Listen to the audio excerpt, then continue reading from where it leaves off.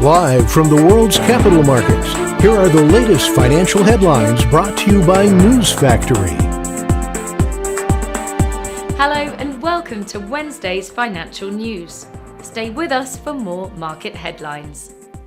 The dollar fell 0.6% against the yen in the last trading session. The ROC is giving a negative signal. The Bitcoin dollar pair dove 1% in the last session. The ROC is giving a negative signal. The gold dollar pair exploded 1.2% in the last session. The stochastic RSI is giving a positive signal. The oil dropped 0.5% against the dollar in the last session. The CCI indicates an oversold market. Coming up, the choices from our chief analyst for today. Oil prices slid to settle at a 7-week low as investors worried that demand from China could be weakening, while OPEC Plus seems likely to stick to plans to increase supplies. Market participants have been talking for days about a possible ceasefire deal in Gaza that could reduce the geopolitical risk premium for crude prices. The Japanese yen gained on news reports that the Bank of Japan is considering raising rates to 0.25% when it concludes its 2-day meeting.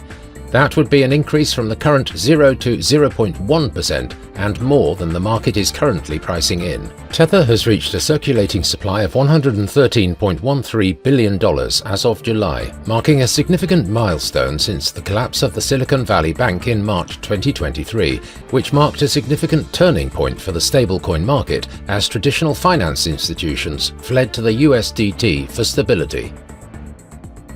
Those were today's major economic events, and now moving on to world financial headlines.